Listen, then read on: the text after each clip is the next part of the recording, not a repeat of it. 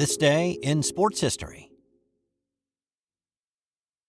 This episode is brought to you by the Sterling Soap Company. Sterling Soap is 100% natural and with a variety of bath soaps, shave soaps, beard balm, lotions, cologne, and many more personal care products in a large variety of scents, you're sure to find something that's perfect for you or that special someone in your life. Check them out at sterlingsoap.com. Well, hey there, and welcome to This Day in Sports History. I am your humble host, Steve White. Glad to have you along today for another episode, and this edition is going to be a bit football heavy, but it is Saturday, so why not, right? It is November 8th, and on this day, we had the Flea Kicker game in Columbia, an aerial assault in Columbus, and a riot broke out at a horse race in New York. Those stories, plus two guys who overcame great odds just to play the game, and a non-sports fun fact at the end about one of Hollywood's all-time greats. Stick around, a lot to talk about today, but let's start with what happened on this day in 1958 when wrong way Jim Marshall actually went the right way. So I did the story a few weeks back about the play that Jim Marshall is best known for. His wrong way run after recovering a fumble to score 2 points for San Francisco instead of 6 for his Minnesota Vikings in a 1964 NFL game. I also lamented the fact that a guy who had a long 20-year career in the NFL was a two-time Pro Bowl selection, a guy who never missed a game in his 20-year career, played in 282 consecutive games, a guy who recovered more fumbles than anybody else in the league, was remembered for that one play. And look, I'm as guilty as everyone else for putting it out there year after year, but you should at least add this to your list of things that you know about Jim Marshall. On this day in '58, Marshall was in college playing for Woody Hayes and the Ohio State Buckeyes. The Buckeyes were playing at home against Purdue. In the first quarter, the Boilermakers lined up to punt, but the Buckeyes blocked it, and Marshall scooped it and scored it, and it was 7-0 after the PAT. In the second quarter, Marshall intercepted a Bob Spoo pass and took it 25 yards for the touchdown. Now, that was the only points the Buckeyes managed to score that day. Purdue answered with 2 fourth-quarter scores, and the game ended in a 14-14 tie. But it just goes to prove that wrong way Jim Marshall knew how to find his way to the correct end zone, except for that one fateful day in 1964. This episode is brought to you by Firefly Books. From frozen ponds in small-town Canada to packed arenas under bright lights, hockey's journey is 150 years strong. Hockey Hall of Fame Timeline of the Game takes you through it all. 8 defining eras, hundreds of rare photos, legendary names, game-changing moments. Created with the Hockey Hall of Fame, this book is a visual time capsule of the sport's most iconic chapters. Whether you're a die-hard fan or looking for the ultimate holiday gift, Timeline of the Game is a must-have for every hockey lover. Pick up your copy today at Amazon, Barnes & Noble, or bookshop.org. On this day in 1997, it was a miracle finish in what became known as the Flea Kicker game in Columbia, Missouri. The Nebraska Cornhuskers came into this game undefeated and the top-ranked team in the country. Mizzou was 6-3 and just 2 weeks prior had knocked off number 12 Oklahoma State in double overtime, and they were riding a wave of confidence after 3 straight wins. Missouri quarterback Corby Jones threw his third touchdown pass with 4 minutes 39 seconds to play in this one to give the Tigers a 38-31 lead. It stayed that way into the final minute. Nebraska had the ball and was desperate to find a way to the end zone. With 7 seconds left and the Huskers with the football at the Tiger 11-yard line, they legitimately had 1 shot left. What happened next was nothing short of a miracle. With the call from that day for ABC, here's Brent Musburger. Third down. Frost to the middle. Juggle. Diving touchdown, Nebraska. Davison on the deflection. Nebraska's a point away from tying the game. The deflection is caught. The fans have broken into the end zone. They expected the game to be over. But a touchdown was signaled for in the end zone. They'll clear the field and kick for the tie. We could be headed to overtime. Quarterback Scott Frost lasered a pass to Chevin Wiggins. It hit him in the chest, but he didn't grab it. As the ball was falling to the ground and Wiggins was falling backward, he kicked the ball into the air. Matt Davison came from out of nowhere, dove and caught the ball before it hit the ground. Now, kicking the ball intentionally like that would be illegal. Incomplete pass, game over, Missouri wins. But an unintentional kick, a ricochet, say, is not illegal. The officials could not determine intent, and it was ruled a touchdown. Years later, Wiggins admitted he definitely kicked it intentionally into the air. After the PAT, the game was tied, and it went to overtime. Frost ran in the go-ahead TD on Nebraska's first possession, and then Nebraska's D kept the Tigers out of the end zone on their try to secure the 45-38 win. The close win actually cost the Huskers 2 spots in the rankings, but they were able to win out. They beat Tennessee in the Orange Bowl, and they ended up the year number 1 in the coaches poll. So this is the last year before the BCS championship game. It was the third game in the 90s that the national title had been split. Now, if Nebraska had lost this game and Michigan was number 1 in both polls at the end of the year, the BCS championship may have been delayed a few more years. On this day in 1980, Illinois quarterback Dave Wilson launched an impressive aerial attack against Ohio State, despite the fact that the Big Ten was desperately trying to bar him from playing. In fact, Wilson was playing under a court injunction allowing him to play while his case about his eligibility played out in the judicial system. The Big Ten argued that Wilson didn't have enough academic credits to compete as a senior. Wilson, who had started out at Cal and then transferred to Illinois after 2 years, maintained he was only a junior with 2 years of eligibility left. A 4-3 decision by the Illinois Supreme Court in October allowed Wilson to keep on playing for the Illini as the snail pace of the justice system slowly progressed. On this day, the 7th-ranked Buckeyes raced out to a 35-7 lead, and that's when Wilson went to work. He completed 43 of his 69 pass attempts for 621 yards and 6 touchdowns to put the Illini back in the ballgame. The Buckeyes survived the assault. They added 2 more touchdowns of their own to win 49-42. Wilson's 629 yards set a new NCAA record, besting BYU's Mark Wilson's 571 yards in 1977. His record stood for 8 years before being topped. The current record of 734 yards passing is held by Texas Tech's Patrick Mahomes and Washington State's Connor Halliday. Wilson continued to battle with the Big Ten Conference about his eligibility to play in the 1981 season, but in April was denied the chance. On this day in 1975, Daniel Rudy Reutiger made his appearance for Notre Dame that would later be immortalized in the film Rudy. The 12th-ranked Fighting Irish were at home against Georgia Tech. Dan Devine was in his first year as the head coach of the Irish, and his team was 6-2 at this point. Rudy Reutiger was one of 20 walk-ons with the Irish in the 75 season. At 5 feet 6 inches tall and about 165 pounds, he wasn't somebody who met the typical physical standards of a Notre Dame recruit. His main role as a walk-on defensive end was to be on the scout team during the week and give the offense a look at what the upcoming opponent may run against them.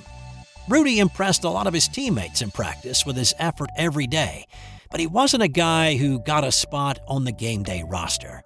The game against Georgia Tech was the final home game for the Irish in 75, and so it's a time to say thanks and farewell to the seniors on the team. Reserve defensive back Pat Sarb went to Coach Devine in the week leading up to the Tech game, and he requested that Rudy take his spot. Devine agreed, but gave no guarantees that he would actually be given a shot to play. Notre Dame running back Jerome Hevans was a big reason that Rudy got a shot to play in this one. Hevans had 152 yards rushing and scored twice, In addition, if the Irish had not stopped Georgia Tech's powerful offense, holding them to 143 yards rushing and 3 points, well, Rudy would have been nothing more than a spectator for this one. The Irish built up a 24-3 lead in the fourth, and they were cruising to their 7th win of the year. The Yellow Jackets had the football with time running down, and what happened next inspired the movie. Here's former Notre Dame defensive tackle Nick Fedorenko retelling his story for Notre Dame's production of 125 years of Notre Dame football. One of our defensive ends, I think it was like the second to last player, or ran off the field, and his name was Tony Zappola. And I go, where's he going? I was playing defensive tackle on the left side. Well, anyway, next thing I know, this guy comes running out. You know, Rudy, and he's jumping up and down, acting like a wild man, going, where should I go? Where should I go? I said, well, here, Rudy, play defensive end in the end, and what I'll do, I'll grab the guard and tackle, and I'll push him this way, and I'll spin, and if the quarterback comes our way, hit him. Well, it just so happened the ball gets hiked. I come across, I grab the guard and the tackle and push them together and spin on the other side. And I kind of falling down, and the quarterback, here comes the quarterback. I grab his leg. And of course, Rudy hits him, and they make a movie about it. People involved in the game say that most of the movie is true to life, but one thing that did get dramatized was the scene where Notre Dame players walk into Coach Devine's office and say, "Let Rudy wear my jersey." Here's former Notre Dame fullback Steve Orsini debunking that story. The one thing that's not true is I worked so hard to get my jersey. That scene where all the players were giving their jerseys back to Coach Devine and say, here, let Rudy wear my jersey. That wasn't going to happen. I worked too hard to get that varsity jersey and trot out in that field. The movie starring Sean Astin as Rudy came out in 1993, and it all goes back to what happened on this day in 1975. On this day in 1963, an accident at a New York horse racing track led to a riot, leading to 15 people getting injured, another 15 getting arrested, and a police officer dying. This was harness racing at the Roosevelt Raceway in Westbury, New York, and the crowd was a bit larger than a typical Friday night crowd. As Jay Wolf pointed out in his article about this night for Harness Racing Update, that was probably due to a lucky stiff winning $79,000 on a $2 bet 2 days before. At that point, it was the largest payout at the track. So, a lot of get-rich-quick folks came out to the track on this Friday night, hoping to parlay a $2 bet into a whole lot more. And I don't want to get bogged down in the specifics, but a lot of folks had bought a twin double ticket. So in the evening's first of the 2 races involved in the twin double, 85,000 tickets had been purchased. As the 8-horse field approached the 3/4 pole, a horse tried to squeeze through a keyhole opening but planted a foot on the wheel of the leader. Horses and chariots went tumbling along the racetrack, and there was a 6-horse pileup. Only 2 horses finished the race, and it was counted as official, negating more than 81,000 of those tickets sold. When the results were announced as official, the crowd went into a frenzy, with those disgruntled fans saying the race should have been declared a no contest.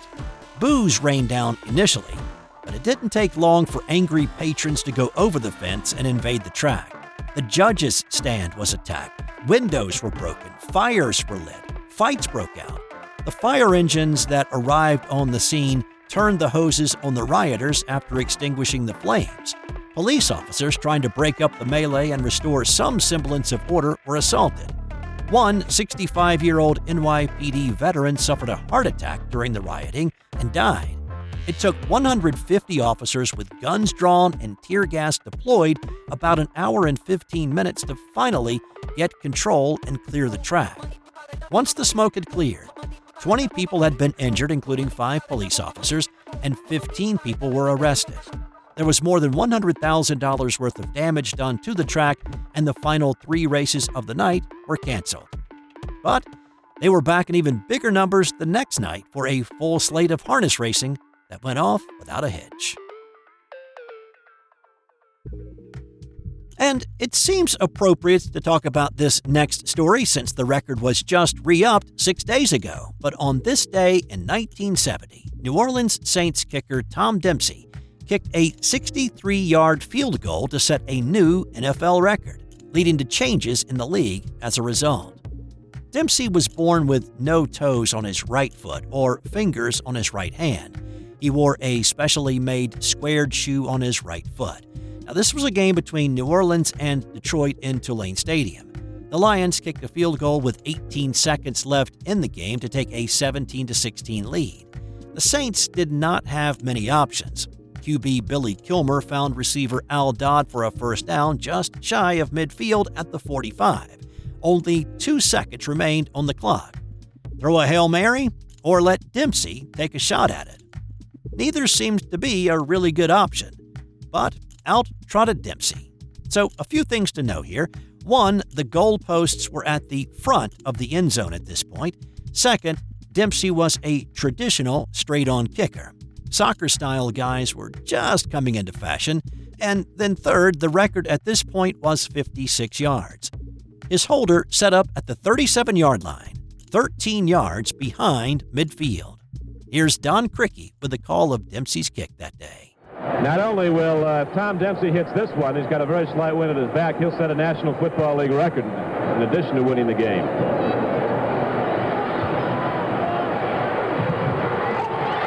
I don't believe this. It's good! I don't believe it!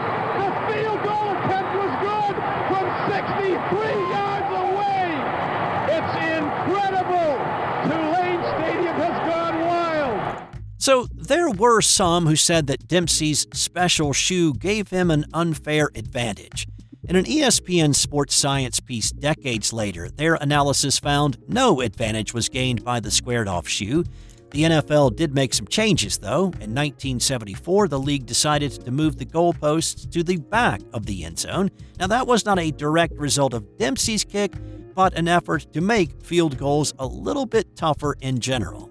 They also added a rule about where the opposing team would get the football after a missed kick.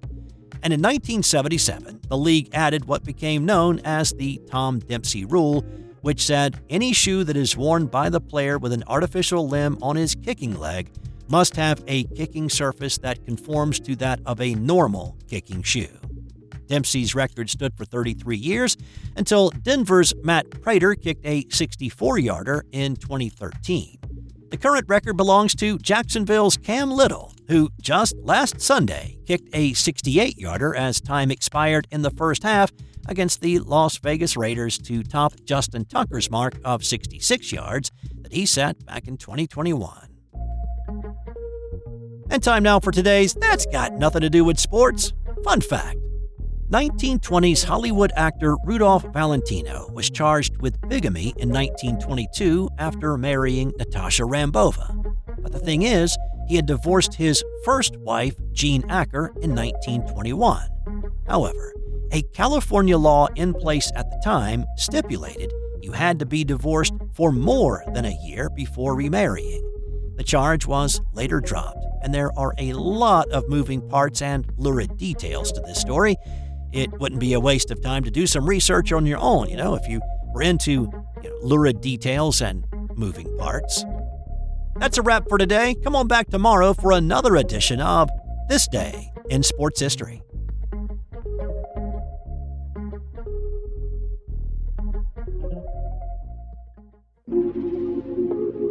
This has been an original Thrive Suite production.